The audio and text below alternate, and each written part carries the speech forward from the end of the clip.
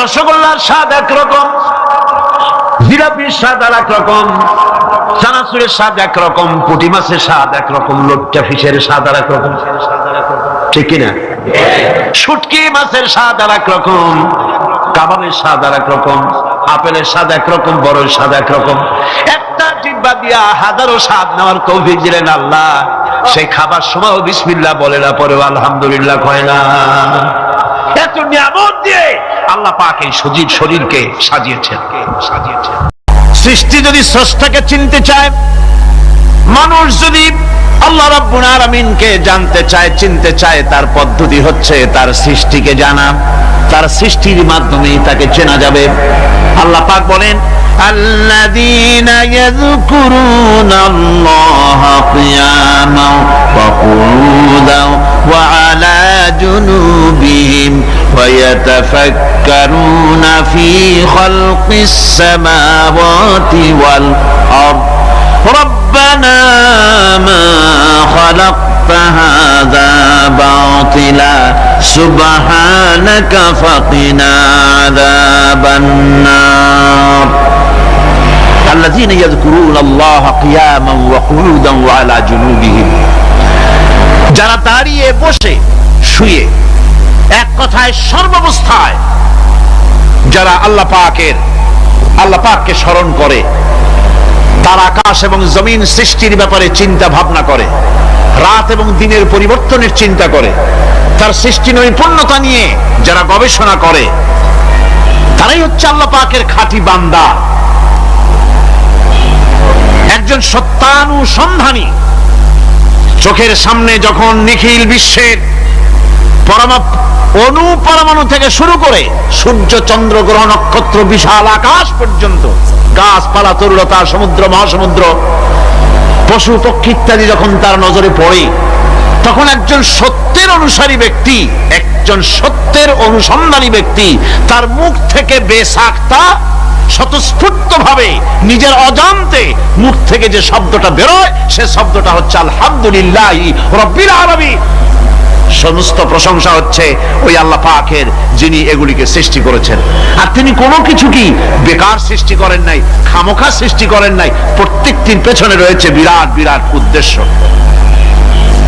এখানে মানুষের সবচাইতে বড় ভ্রান্তি, মানুষের সবচাইতে বড় ভুল, সেটা হলো এই, দুর্ভাগ্যজনক ভাবে সকল সৌন্দর্যের মহাশিল্পী আল্লাহ পাককে মানুষ ভুলে যায়। তারা প্রশংসা করে নদী, প্রশংসা করে নারীর অঙ্গ প্রত্যঙ্গ নিয়ে তারা কবিতা লেখে, নারীর সৌন্দর্য নিয়ে কবিতা লেখে, সাহিত্য রচনা করে, সূর্য নিয়ে, চন্দ্র নিয়ে, চাঁদের মায়াবী জ্যোৎস্না নিয়ে, এর সুন্দর সুষমা নিয়ে কবিতা লেখে, প্রজাপতির রং দিয়ে গান তৈরি করে, ফুলের সৌন্দর্য এবং তার সৌরভ দেখে মানুষ পাগল হয়ে যায়। এগুলির পিছনে গান, সাহিত্য ইত্যাদি কবিতা রচনা করে।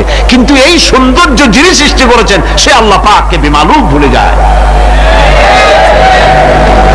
সেই জন্য স্রষ্টার প্রশংসা করতে হবে। আল্লাহ পাক শেখাচ্ছে, শুরুতেই শেখাচ্ছে, আলহামদুলিল্লাহি রাব্বিল আলামিন। পড়েন সবাই, আলহামদুলিল্লাহি রাব্বিল আলামিন। এখানে আল্লাহ, প্রশংসা কার বলুন, কার? আল্লাহ নয়, আল্লাহ, আল্লাহ পাকের প্রশংসা। আল্লাহ হচ্ছে ইসমে জাত। আল্লাহ কি? ইসমে জাত। কোন ধরনের অনুবাদ দিয়ে আল্লাহ শব্দের ব্যাখ্যা বুঝানো যাবে না। আল্লাহ এটাকে যদি সৃষ্টিকর্তা লেখা হয় তাহলে আল্লাহ শব্দের হক আদায় হবে? সৃষ্টিকর্তা বলতে তো বুঝাই যায়, তা তো আছে খালেক, সৃষ্টিকর্তা না, সে নাম কি? খালেক। আল্লাহ এটা কি কোনো অনুবাদ দিয়ে সৃষ্টিকর্তা বলে বোঝানো যাবে না। আল্লাহ হচ্ছেন এমন, পৃথিবীতে যত ধর্মের লোকেরা তাদের স্রষ্টাকে ডাকে, কেউ বলে ভগবান, কেউ বলে ঈশ্বর, কেউ বলে পরমেশ্বর, কেউ বলে বিধাতা, কেউ বলে গড, কেউ বলে জিহোবা।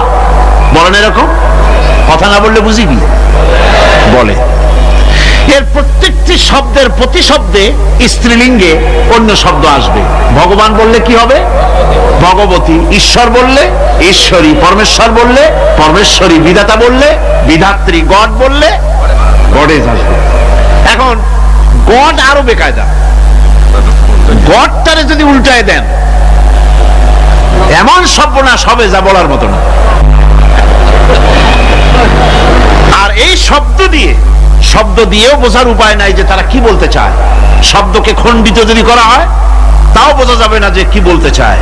অথচ আল্লাহ পাক হচ্ছেন, আল্লাহ পাকের নাম হচ্ছে এমন একটি নাম, আমাকে যদি কেউ বলে যে অন্য কোনো ব্যাখ্যা চাই না, আল্লাহ দিয়ে আল্লাহরে বুঝায় দেন, তো আল্লাহ দিয়ে আল্লাহরে বুঝানো যাবে। এরকম কোরআনে কারিমের মধ্যে আল্লাহ আয়াতে কারিমা সেট করে রেখেছেন। সুবহানাল্লাহ।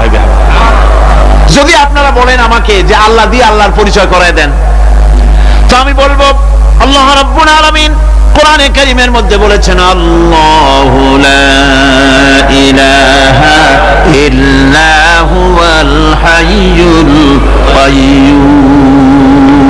কোন সূরায় আছে? কোন আয়াতে? আয়াতুল কুরসি। পড়তে ইচ্ছা করে না? পড়েন আমার সাথে। আল্লাহু লা ইলাহা ইল্লা হুয়াল হাইয়ুল কাইয়্যুম।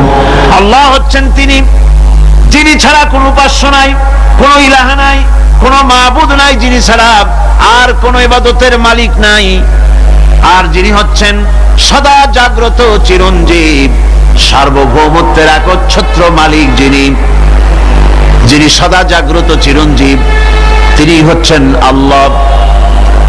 এখন কেউ যদি বলেন আল্লাহ অক্ষর কি, এক একটা অক্ষর বাদ দিয়া আল্লাহরে চিনায় দেন, তাও চিনানো যাবে। আল্লাহর প্রথম অক্ষর যদি বাদ দেন কি থাকবে?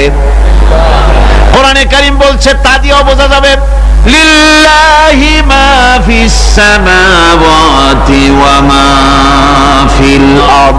আল্লাহ হচ্ছেন তিনি যার জন্য আকাশ আর জমিন, আকাশ এবং জমিনের একচ্ছত্র মালিক। এর মাঝখানে যা কিছু আছে সব কিছুর মালিকানা যার হাতের মুঠায়, তিনি আমার আল্লাহ। তিনি কে? আল্লাহ।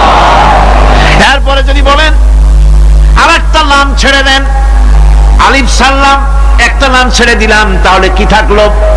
লাহ থাকলো, দুইটা অক্ষর থাকলো লাহু। এই লাহু দিয়েও আল্লাহ রাব্বুল আলামিনের সিফাতকে, তার গুণকে বোঝা যাবে।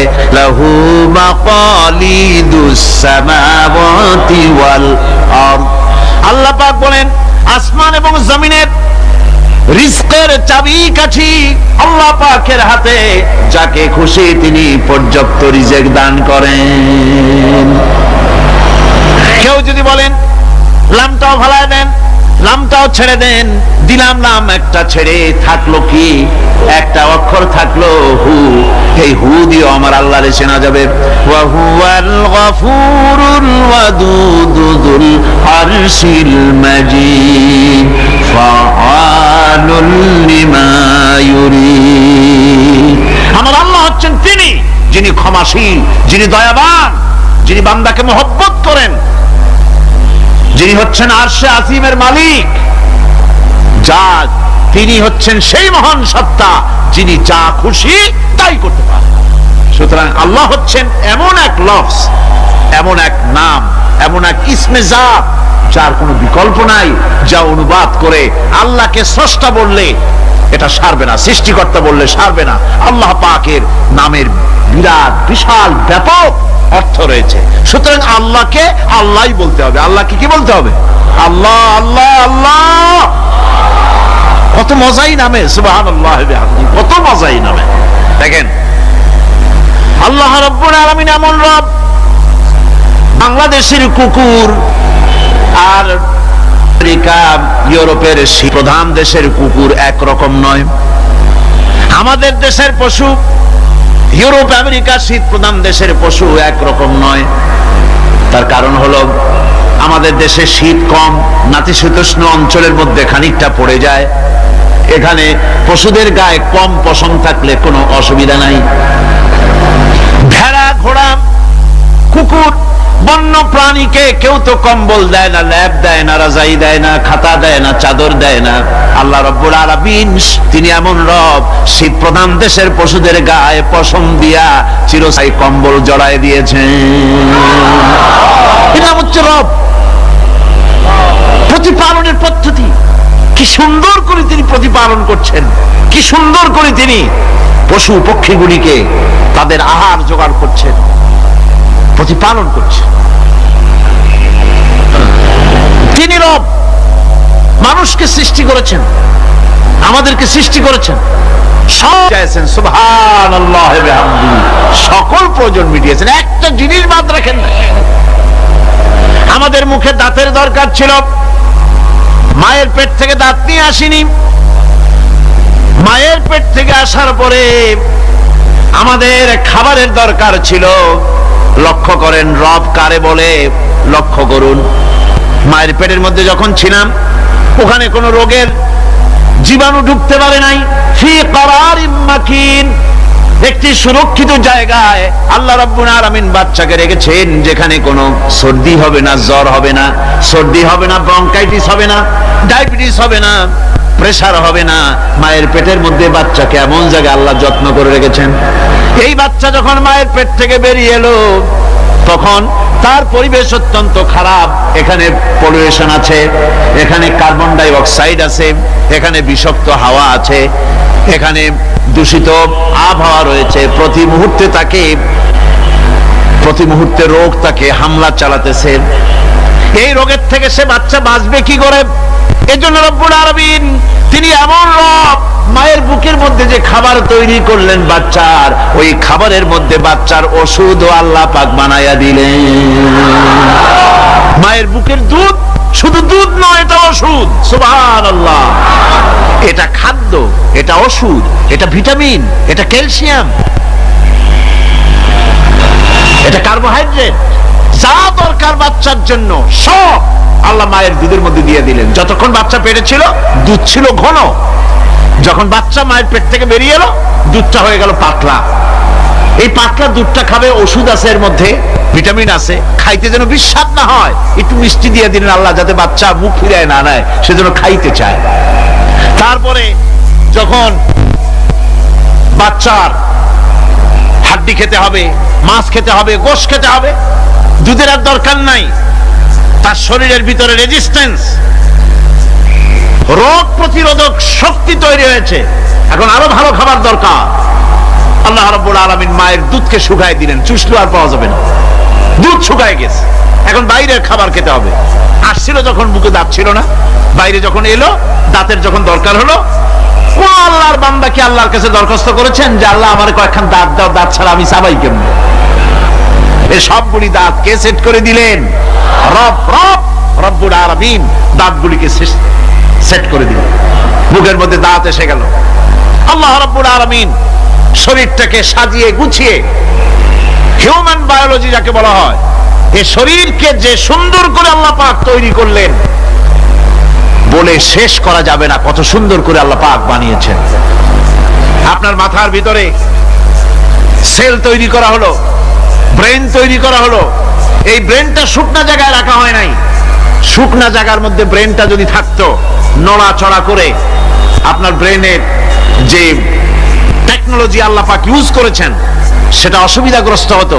এই জন্য ক্রিম যেভাবে পানির মধ্যে ভাসা থাকে, পানির মধ্যে ভাসমান ক্রিম মাখন যেভাবে রাখা হয়, সামান্য পানির মতো করে এর ভিতরে ব্রেনটাকে রাখা হয়েছে। এই ব্রেনের ভিতরে, ব্রেন হচ্ছে পৃথিবীতে কম্পিউটার, আজকের পৃথিবীর শ্রেষ্ঠ আবিষ্কার। কিন্তু মানুষের মাথায় যে কম্পিউটার আল্লাহ পাক দান করেছেন, এই কম্পিউটারের সামনে দুনিয়ার কম্পিউটার এতিম। এবার লন্ডন গিয়েছিলাম, প্রত্যেক বছর 1.5 মাস 2 মাস সময় পাই, কিন্তু আপনারা দোয়া করেছেন এখন পার্লামেন্টে সময় দিতে হয় বেশি, বিদেশের সফর কমে গিয়েছে। 10 দিনের জন্য গিয়েছিলাম। ওরা আমাকে একটা ডায়েরি দিল। সেই ডায়েরিটার ভিতরে, ডিজিটাল ডায়েরি, এই ডায়েরির মধ্যে তারা বলল যে এরকম, এই যে কাগজটা আপনারা দেখতে পাচ্ছেন, এই রকমের কাগজের 10 লক্ষ পাতা লিখতে যত কাগজ লাগে, এরকমের 10 লক্ষ পাতার লেখা ছোট্ট এই ডায়েরিটার মধ্যে ঢুকাই দেওয়া যায়। 10,000 টেলিফোন নাম্বারের মেমোরিতে তুলে দেওয়া যায়। এটা হচ্ছে লেটেস্ট আবিষ্কার। কিন্তু আল্লাহ পাক মানুষের যে ব্রেনটা তৈরি করলেন, পৃথিবীতে যা আছে এ সব কিছু একটা মানুষের ব্রেনের মধ্যে, সমস্ত তত্ত্ব, সমস্ত ফ্যাক্টস মানুষের মেমোরির ভিতরে ঢুকাবার পরেও আরো লক্ষ লক্ষ জায়গা বাকি থেকে যাবে, শূন্য থেকে যাবে, যা পূরণ হওয়ার নয়। এত বিশাল মেমোরি আল্লাহ পাক তার মানুষের মাথার মধ্যে তৈরি করে দিয়েছে। সুবহানাল্লাহ বিহামদি। দেখুন অবস্থাটা কি। আল্লাহ তার মানুষকে কিভাবে, রব কাকে বলে, রব কারে বলে, সুবহানাল্লাহ বিহামদি। চোখের সামনে রাস্তা দিয়ে চলতে গিয়ে চোখের সামনে সাপ দেখলেন, চোখ দেখার কাজ করেছে। চোখ কি করেছে? দেখার কাজ করেছে। এখন কি করবেন? চোখ কিন্তু দেখে বসে থাকে নাই, চোখ দেখা মাত্রই ট্রান্সমিট করেছে ব্রেনকে। ব্রেন সাথে সাথে অ্যাকশন নিতে বলেছে হাতকে আর পাওকে। হাতে লাঠি থাকলে পিটাও, লাঠি না থাকলে পাকে বলেছে দৌড় মারো। এই যে সাপ দেখলো, চোখ এটাকে পাঠাই দিল ব্রেনকে, ব্রেন পাঠাই দিল অ্যাকশনে হাতে আর পায়ে। এতে কিন্তু 1 সেকেন্ড সময় লাগে নাই, 1 সেকেন্ডের কয়েক লক্ষ ভাগের 1 ভাগের ভিতরেই মানুষ অ্যাকশনে এসে গিয়েছে। সুবহানাল্লাহ। এর নাম হচ্ছে রবের নাম কি? তার অফুরন্ত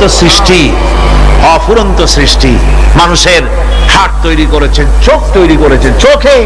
চোখে কিন্তু আমরা নেগেটিভ দেখি, চোখে আমরা কি দেখি? নেগেটিভ দেখি। এই নেগেটিভটা চোখ ক্যাচ করে ব্রেনের ভিতর থেকে পজিটিভ হয়ে কে বের করে দেয়? সুবহানাল্লাহ বিহামদি। কানে অসংখ্য শব্দ শুনি, কিন্তু কোন শব্দ তো জড়ায় যায় না। অসংখ্য শব্দ আমরা শুনি, যেমন রেডিও ঘুরাচ্ছেন, 9 ব্যান্ড রেডিও অথবা এর থেকেও বেশি ব্যান্ডওয়ালা রেডিও। আপনি যখন ঘুরাচ্ছেন কোন সেন্টার ধরার জন্য, অনেক সময় 4-5টা সেন্টার জড়ায় যায় না? জড়ায় কিনা? 4-5টা সেন্টার জড়ায় যায়, সর্বনাশ হয়ে যায়, কোনটা থেকে কোনটা শুনবে। তো এইরকম করে আপনার কানের ভিতরে শব্দগুলি সব জড়াইয়া পাকাইয়া আপনার কানের মধ্যে একটা বিশ্রী আওয়াজ সৃষ্টি করে দিতে পারত। কে? স্তরে স্তরে শব্দগুলিকে শোনার ব্যবস্থা করেছে। আপনার জিহ্বার ভিতরে হাজারো রকমের স্বাদ গ্রহণ করার জন্য একটা জিহ্বায় এতগুলি টেস্ট নেওয়ার ক্ষমতা কে তৈরি করে দিলেন? আল্লাহ রাব্বুল আলামিন। সুবহানাল্লাহ বিহামদি। তিনি হচ্ছেন রব, যিনি মানুষের প্রতিপালন সৃষ্টি করেন এবং প্রতিপালন করেন, এমনি ছেড়ে দেন। এরপরে মানুষের সব প্রয়োজন তিনি মিটিয়েছেন। মানুষের জীবন ধারণের জন্য সব থেকে বড় প্রয়োজন পানি। সবচেয়ে বড় প্রয়োজন কি? পানি। জোরে কোন কি? পানি।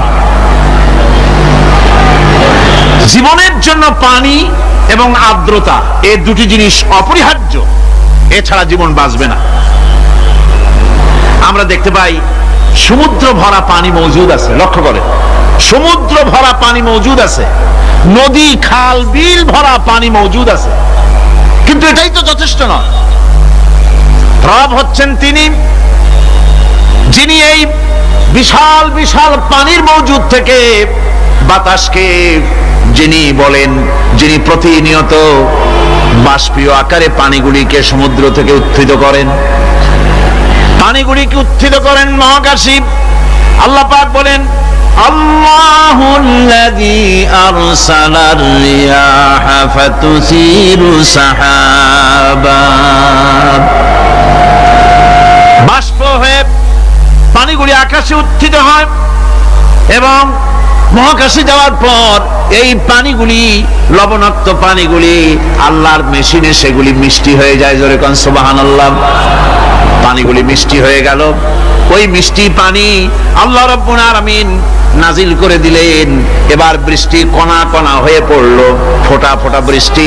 আল্লাহ খুঁজে দেখলেন বৃষ্টির ফোঁটাগুলি পৃথিবীর প্রতিটি কণা তালাশ করে তৃষ্ণার্ত কণাগুলিকে আল্লাহ পাক ভিজায় দিলেন। সেই জন্য তার নাম হলো রব।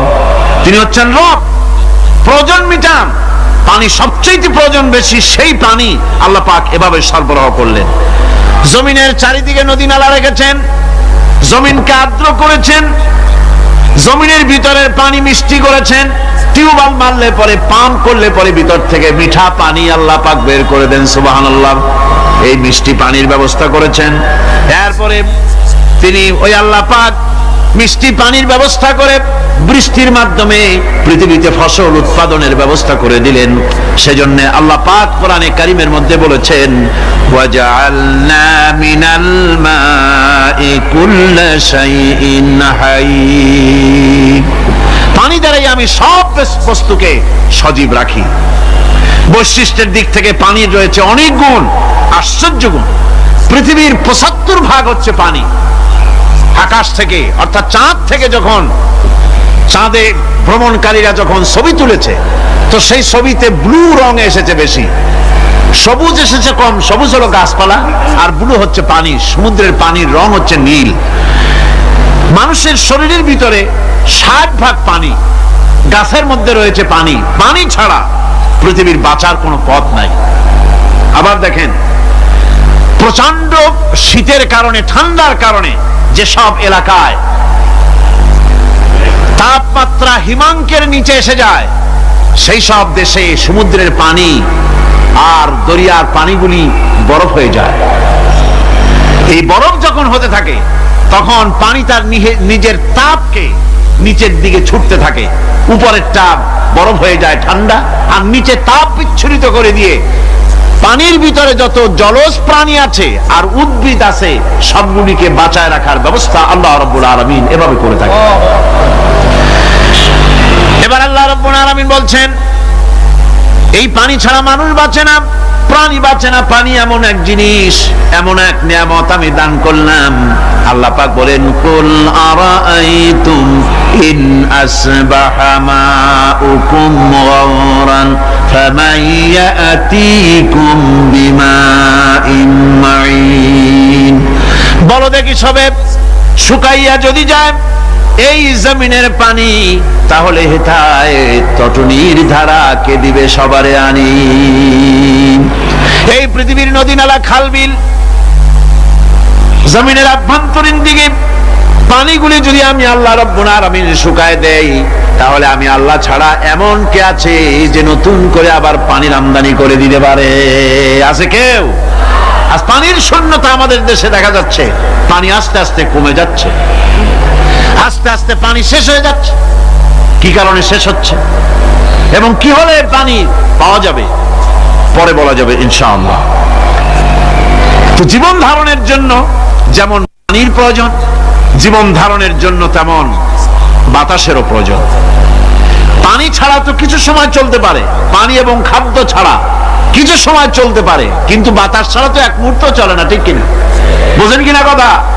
বাতাস ছাড়া এক মুহূর্ত চলতে পারে না। অথচ আল্লাহ রাব্বুল আলামিন এই বাতাস দিয়ে গোটা আকাশকে, শূন্য জায়গাগুলি বাতাস দিয়ে ভরে রেখেছেন, যাতে করে কারো বাতাসের কোনো অসুবিধা না হয়, শ্বাস করতে কোনো কষ্ট না হয়। প্রাণী জগৎকে বাতাস দিয়ে বাঁচিয়ে রাখার জন্য আল্লাহ পাক মহাশূন্যকে এভাবে সব এলাকা বাতাস দিয়ে ভরে রেখেছেন। এই জন্য তার নাম হচ্ছে রব। এটাই হচ্ছে রুবুবিয়তের নমুনা। আমার ভাইয়েরা, আল্লাহ রাব্বুল আলামিন পানি দিলেন, বাতাস দিলেন, খাদ্যের ব্যবস্থা করে দিলেন। শস্য শ্যামল এলাকায় আল্লাহ পাক সব জায়গাগুলিতে শস্য শ্যামল হোক অথবা উষর ধূসর মরুভূমি হোক, সারা পৃথিবী জুড়ে আল্লাহ রাব্বুল আলামিন খাবারের দস্তরখান বিছায় রেখেছেন।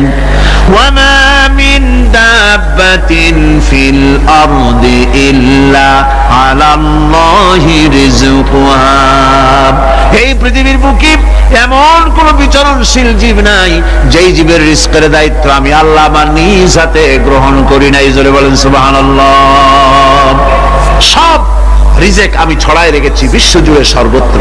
আল্লাহ পাক বলছেন, فَلْيَنْظُرِ الْإِنسَانُ إِلَى طَعَامِهِ أَنَّا صَبَبْنَا الْمَاءَ صَبًّا ثُمَّ شَقَقْنَا الْأَرْضَ شَقًّا فَأَنبَتْنَا فِيهَا حَبًّا।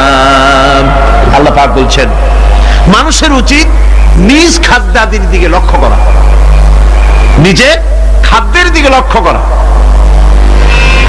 যেহেতু এই খাদ্য প্রতিদিন তার সামনে আসে, এদিকে তার লক্ষ্য করা উচিত। আমি প্রথমে জমিনের উপরে পানি বর্ষণ করি, পরে জমিনকে দীর্ণ বিদীর্ণ করি, এরপরে জমিনের ভিতরে উর্বরা শক্তি আমি দান করি। কে বলতেছেন এই কথা? আল্লাহ পাক বলছেন। এরপরে আমি নানান জাতের ফসল ফলন তোমাদের জন্য আমি দান করে দেই। খাদ্যের দিকে নজর করতেই জন্য আল্লাহ পাক বলেছেন, মানুষ চতুর্দিক থেকে তো চোখ ফিরাতে পারে, মুখ ফিরাতে পারে, কিন্তু খাদ্যের দিকে তার নজর করতেই হয়। সকালে, দুপুরে, বিকালে, রাত্রে সব সময় তার সামনে খাবার আছে। আল্লাহ পাক বলেন, খাবারের দিকে একটু নজর করো, কেমন ভাবে কি সুন্দর করে খাবারগুলি তৈরি করে দিয়েছি, শুরু কিভাবে হলো, পরিপক্ক কিভাবে হলো, সেদিকে তোমরা লক্ষ্য করো। সে লক্ষ্য তো করা নাই, সমানে খায়, বিসমিল্লাহ বলেন, আলহামদুলিল্লাহ বলেন, পাইকারি দরে খাইতেই থাকে। আল্লাহ পাক বলছেন, খাদ্যাদির দিকে লক্ষ্য করো। এই যে চাউল তোমরা খাচ্ছ, আটা খাচ্ছ, গম খাচ্ছ, মাছ খাচ্ছ, গোশ খাচ্ছ, তাম পৃথিবীর সমস্ত বিজ্ঞানীরা একত্রিত হয়ে একটা চাউল বানাইতে পারবে? জোরে কোন পারবে? না পারবে। পারবে প্লাস্টিকের চাউল, আর কলেরা হয়ে মরবে। পৃথিবীর সমস্ত বিজ্ঞানীরা একত্রিত চাউল বানাতে পারবে না, একটা ডিম বানাতে পারবে না। পারবে একটা বানাতে? পারবে না। বিজ্ঞানীদের প্রশংসা আমরা করি, হ্যাঁ করি, বিজ্ঞানীরা অনেক কিছু বিশ্বকে উপহার দিয়েছে, কিন্তু মূল রবের কাছে আমরা যাই না, তাকে চিনতেও পারি না, সেখানে যাই না। বিজ্ঞানীরা কি করেছে? আল্লাহর বানানো জিনিসগুলি তারা ডিজাইন করেছে। ডিজাইন করতে তো নিষেধ নাই, আর ডিজাইন করাই যায়, সৃষ্টি করতে পারে না। বিজ্ঞানীরা সৃষ্টি করে নাই, ডিজাইন করেছে। কিরকম? আল্লাহ পাক চাউল তৈরি করেছেন। চাউল কি করেছে কে? বলেন না সবাই। এখন আপনারা সেই চাউল দিয়ে পিঠা বানান, পায়েস বানান, সেই চাউল দিয়ে বা পিঠা, আরো কি যেন খায় চট্টগ্রামে, রস দিয়া, ওটাকে কি করে? ধুই পিঠা নাকি ধোঁয়া পিঠা। এইভাবে করে আপনি ডিজাইন তৈরি করছেন। আটা দিচ্ছে, আল্লাহ পাক আটা তৈরি করেছেন, গম দিয়েছেন, এই আটা দিয়ে গোলগোল্লা তৈরি হচ্ছে, এর দ্বারা রুটি তৈরি হচ্ছে, এর দ্বারা অসংখ্য রকমের সিমাই টিমাই ইত্যাদি দিয়ে, লাচ্ছা সিমাই, নানান রকমের সিমাই আপনি ডিজাইন করেন, অসুবিধা নাই। আল্লাহর তৈরি করা কাঠ দিয়ে ফার্নিচার তৈরি হচ্ছে, টেবিল হচ্ছে, গোষ্ঠী শুদ্ধ হচ্ছে। আল্লাহর তৈরি করা লোহা দিয়ে মাইক হচ্ছে, স্ট্যান্ড গান হচ্ছে, ব্রেন গান হচ্ছে, তারপরে প্লেন হচ্ছে। তাহলে আমি বলতে চাইলাম, বুঝাতে চাইলাম, সমস্ত জিনিস এর স্রষ্টা কে? জোরে বলেন কে? বিজ্ঞান শুধু এগুলি এক জায়গায় করে অ্যাসেম্বল করেছে, এগুলিকে এক জায়গায় করে এক একটা রূপ দিয়েছে। এখানে বিজ্ঞানের কৃতিত্ব আছে ঠিক, কিন্তু আপনারাই বলেন, লোহা যদি আল্লাহ তৈরি না করতেন, এই মাইক তৈরি হতো, রাইফেল তৈরি হতো? আর রাইফেল যদি নাই হতো, তাহলে কারাগারে বন্দীগুলো মারতেন কি দিয়া? রাইফেল যদি না হতো, যুদ্ধ করতেন কি দিয়ে? ঠিক কিনা? যত মারামারি ইত্যাদি যা কিছু হচ্ছে, তো শুধু মারামারির জন্যই তো আল্লাহ লোহা বানান নাই। লোহার সবচাইতে বড় প্রয়োজন হচ্ছে জমিন কর্ষণ করা, জমিন চাষ করা। এই জমিন চাষের জন্য লাঙ্গল দরকার, শাবল দরকার, খন্তা দরকার, কোদাল দরকার। এই লোহার দামকেও আল্লাহ পাক এত লোহা বেশি দিয়েছেন, যার জন্য লোহার দাম কম। সোনা কম দিয়েছেন, যেহেতু সোনার প্রয়োজনীয়তা কম, লোহার প্রয়োজনীয়তা বেশি, এই জন্য লোহা বেশি দিয়েছেন, দামটা কমে গেছে, যার জন্য আপনার আমার জন্য কিনে ব্যবহারটা সহজ হয়েছে। কথা ঠিক কিনা? বন্ধুগণ, আল্লাহ রাব্বুল আলামিন এইভাবে করে মানুষের রুবুবিয়াতটা, আল্লাহ পাকের রুবুবিয়াত হচ্ছে এই, তিনি মানুষকে সুন্দর করে সৃষ্টি করে যা কিছু প্রয়োজন সবকিছু খাওয়াচ্ছেন, দিচ্ছেন। সে আল্লাহ পাক প্রশ্ন করছেন, কুল মান ইয়ারযুকুকুম মিনাস সামাই ওয়াল আরদ أَمَّنْ يَمْلِكُ السَّمْعَ وَالْأَبْصَارَ وَمَنْ يَخْرُجُ الْحَيَّ مِنَ الْمَيِّتِ وَيُخْرِجُ الْمَيِّتَ مِنَ الْحَيِّ। আকাশের প্রশস্ত বুক থেকে এবং জমিনের এই প্রশস্ত বুক থেকে কে রিজেক, তোমাদের খাদ্যকে উৎপাদন করে? কে নির্জীব থেকে সজীবকে বের করেন, আর কে সজীবকে নির্জীবে পরিণত করেন? তিনি কে? তিনি হচ্ছেন আল্লাহ পাক। আল্লাহ পাক বলছেন, এই প্রশ্ন যদি তাদেরকে করা হয় তো তারা কি বলবে? আল্লাহ পাক বলেন, ومن يدبر الأمر فسيقولون الله فقل أفلا تتقون হে নবী এদেরকে প্রশ্ন করুন, এদেরকে যদি প্রশ্ন করা হয় এই পৃথিবীর সুন্দর পরিচালনা পদ্ধতি কে করেন, তাহলে তারা এক কথায় বলবে, নিজের থেকেই বলবে আল্লাহ। কে করছেন? সবকিছু আল্লাহ। আল্লাহ পাক বলেন নবী তাহলে তাদেরকে বলেন এ কথা জানার পর, এ কথা বোঝার পরেও কেন তারা ঔদাসীন্যতা দেখাচ্ছে, কেন তারা গাফিল হয়ে যাচ্ছে, কেন তারা আল্লাহ পাককে ভয় করে তার পথের অনুসারী হচ্ছে না। যে আল্লাহ রাব্বুল আলামিন এত কিছু করছেন, তিনি তার পরিচয় সম্পর্কে বলে দিচ্ছেন, ফাযালিকুমুল্লাহু রাব্বুকুমুল হক ফামাযা বা'দাল হক ইল্লাদ দালাল। নিশ্চয়ই এসবের মূলে রয়েছেন তোমাদের রব, আমাদের আল্লাহ, আমাদের রব। সুতরাং উজ্জ্বল সত্য প্রকাশিত হওয়ার পর গোমরাহি ছাড়া আর কিছুই বাকি থাকে না।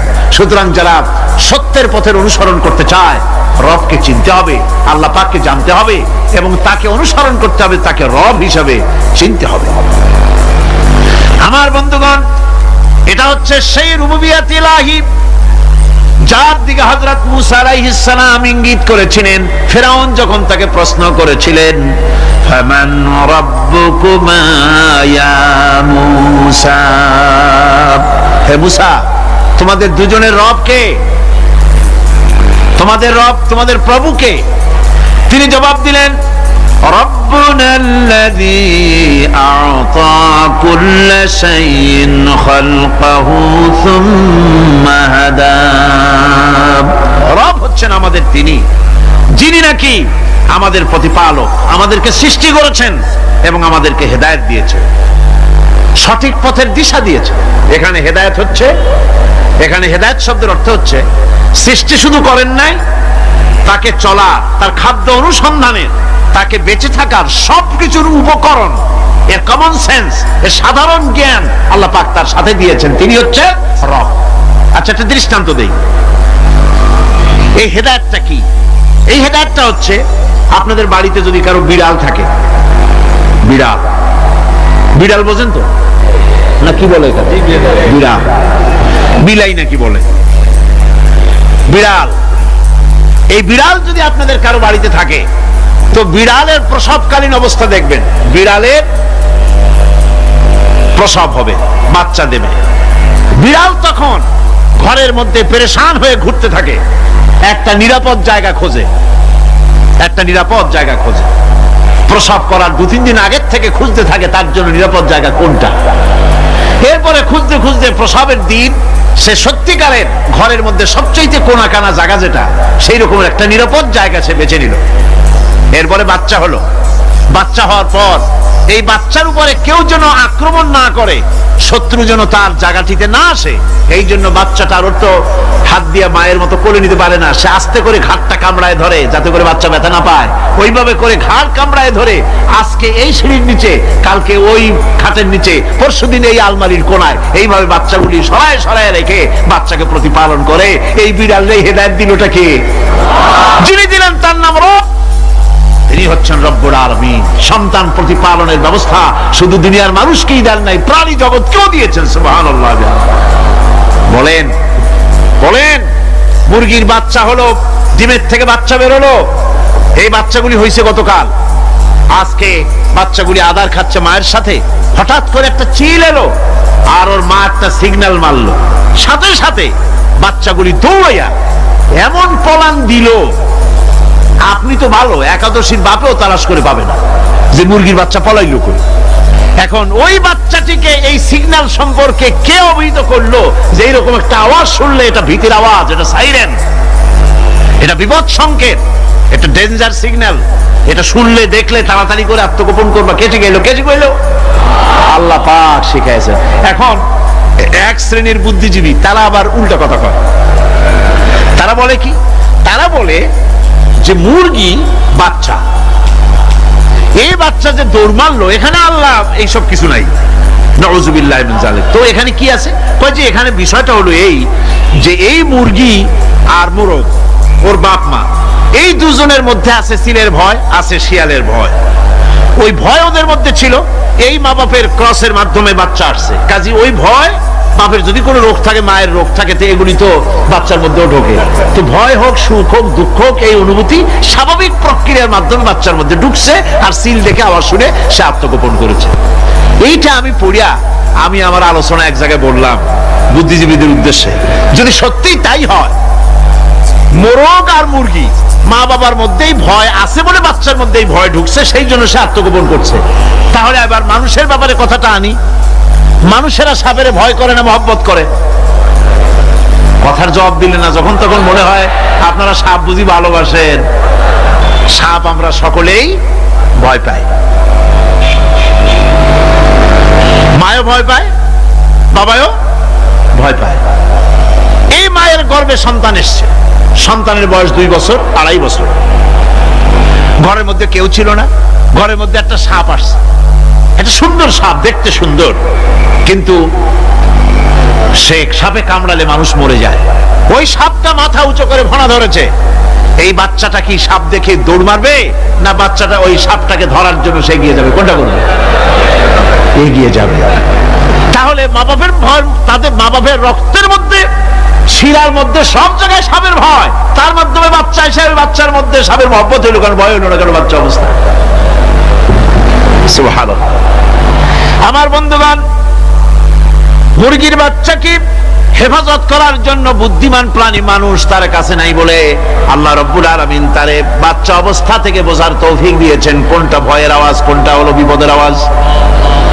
মানব সন্তানের প্রতিপালন করার জন্য তার মার বাবা আছে বলে ওই রকম করে পশুদের মতো আল্লাহ বানান নাই, তাকে হেফাজত করার জন্য মা বাপ আছে বলে এই দায়িত্ব আল্লাহ পাক মা বাপের উপরে ছেড়ে দিয়েছেন। মা বাপ তাকে হেফাজত করে। রুবুবিয়তের প্রতিপালন, হেদায়েতের এই প্রতিপালন আল্লাহ পাক মানুষকে এভাবে করে তাদেরকে হেদায়েত দিয়েছেন, তার পথের চলার দিশা দিয়েছেন। পিঁপড়ার খাদ্য সংগ্রহের ব্যাপারটা দেখেন, পিঁপড়ার আছে দারুণ ঘ্রাণ শক্তি। কোথায় খাবার? 5 তলায় আপনি মিষ্টি খাচ্ছেন, রসগোল্লা থুয়ে দেন, তারপরে দেখেন কোন জায়গায় দিয়ে পিঁপড়া এসে জমের খাওয়া খায়, ঠিক কিনা? দেখেন তার কত তীব্র ঘ্রাণ শক্তি, সেখানে চলে যাচ্ছে। তাকে হেদায়েত দেওয়া হয়েছে, তাকে ঘ্রাণ শক্তি দেওয়া হয়েছে। চিল, শকুন, ঈগল কোথায় থাকে বুঝেন না? মহাশূন্যে 3 থেকে 3.5 মাইল উপরে শকুন, বাজ, ঈগল উঠতে থাকে। খাবে কি? ওখানে তো তার খাবার ছড়ানো নেই। আল্লাহ হচ্ছেন এমন রব, আমাদের স্রষ্টা হচ্ছেন এমন রব, যিনি ওই চিল, বাজ আর শকুন মহাশূন্যে যেগুলি উড়ে বেড়ায়, ওদেরকে আল্লাহ পাক এমন তীব্র দৃষ্টি শক্তি দান করেছেন, 3 মাইল উপর থেকেও ছাগল মুরগি মরা দেখলে ওখান থেকে এসে ঝাঁপায় পড়ে তা খেতে পারবে। তাকে দেওয়া হচ্ছে দৃষ্টি শক্তি। এরকম করে যার যা প্রয়োজন, সমস্ত প্রয়োজনগুলি আল্লাহ মিটাচ্ছেন। এরই নাম হচ্ছে রুবুবিয়তে ইলাহি। এটাই হচ্ছে আল্লাহ পাক রব, এটা তার অসংখ্য প্রমাণ। সেই জন্য আল্লাহ পাক বলেন আলহামদুলিল্লাহি রাব্বিল আলামিন। পড়েন সবাই আলহামদুলিল্লাহি রাব্বিল আলামিন। সমস্ত প্রশংসা হচ্ছে আল্লাহ পাকের জন্য। কোন আল্লাহ? প্রথমে তো আল্লাহ বললাম, তারপর বললাম রব, এখন বলা হচ্ছে কোন রব? যিনি আলামিন, রব্বিল আলামিন, যিনি সমস্ত জাহানের রব। তাহলে বোঝা যাচ্ছে রব, জগৎ একটা না। জগৎ, কথা বুঝতেছেন আমার? জগৎ একটা নয়, জগৎ আছে, বহুমাত্রিক জগতের কথা এখানে আল্লাহ পাক বলছেন। আমি এই জন্য বলি যে কোরআন হচ্ছে বিজ্ঞানের উৎস। কোরআন বিজ্ঞানের কি? বিজ্ঞানের আবিষ্কার যত পারবে, বিজ্ঞান চিরটা কাল কোরআনের কাছে ভিক্ষার হাত দিয়ে এতিমের মতো দাঁড়ায় থাকবে কিয়ামত। আজ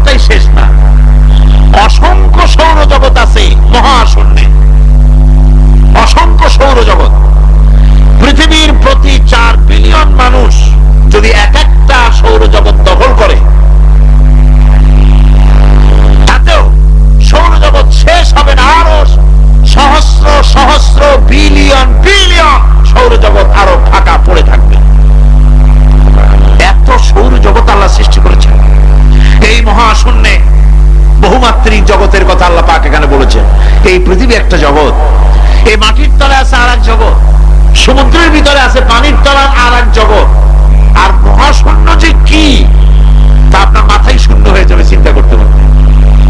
এই জন্য বিজ্ঞানীরা, বড় বড় বিজ্ঞানী, এরা কিন্তু নাস্তিক হয় না। বর্তমান বিজ্ঞানীরা চিন্তা করে গবেষণা করে খেয়ে হারিয়ে ফেলছে মহাশূন্যকে দেখে, যেখানে আছে গ্যালাক্সি, যেখানে আছে মিল্কি ওয়ে, যেখানে রয়েছে অসংখ্য তারকা।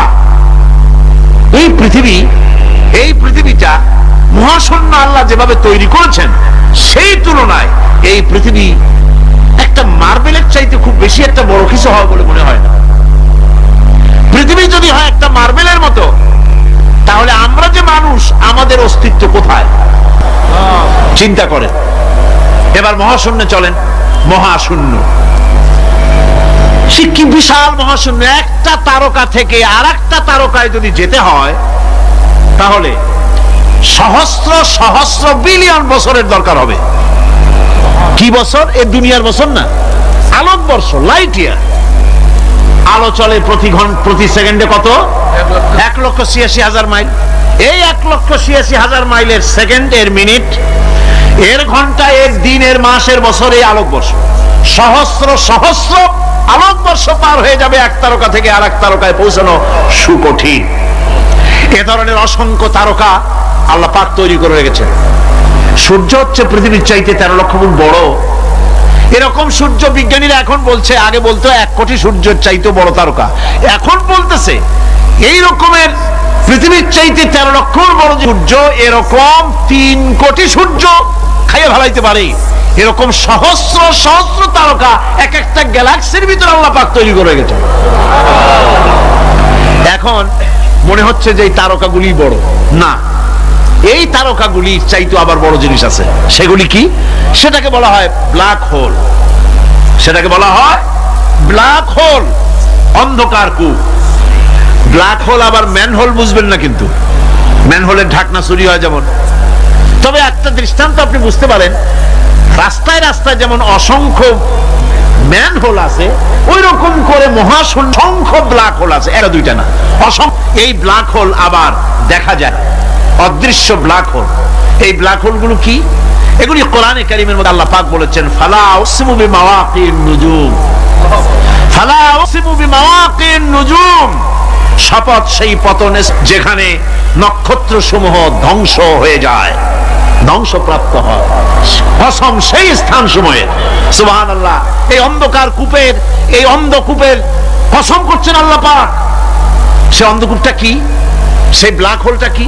সেই ব্ল্যাক হোল হচ্ছে ওই যে তারকার কথা বললাম, যে সূর্য খাইতে পারে, 3 কোটি সূর্য খাইতে পারে, এই রকমের তারকাগুলি ঘুরতে ঘুরতে কোন এক কারণে যখন সে ব্ল্যাক হোলের রেঞ্জের মধ্যে এসে যায়, তখন ব্ল্যাক হোল ওকে এমন ভাবে চুষে হজম করে ফেলে, যেমন বাচ্চা চকলেট চুষা খাইয়া ফেলায়, এরকম ব্ল্যাক হোলগুলি অত বড় তারকাগুলি খাইয়া চুষা শেষ করে ফেলে যায়।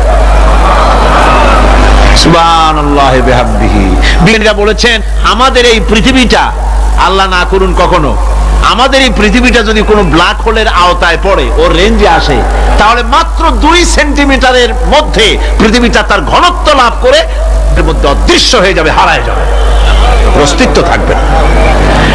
আল্লাহ পাক আসলে, আগে আমার বিজ্ঞানের বইপত্র যখন পড়ি, আমার কাছে আশ্চর্য লাগে, 1400 বছর আগে নবী কোন বিজ্ঞানাগারে পড়াশোনা করেন নাই, কোন সায়েন্স নিয়ে রিসার্চ করেন নাই, সেই নবীর মুখ থেকে এমন বিজ্ঞানময় কোরআন আল্লাহ বের করালেন, যে আজকের পৃথিবীর মডার্ন যুগের বিজ্ঞানীরা কোরআনের কাছে এতিম হয়ে দাঁড়ায় আছে।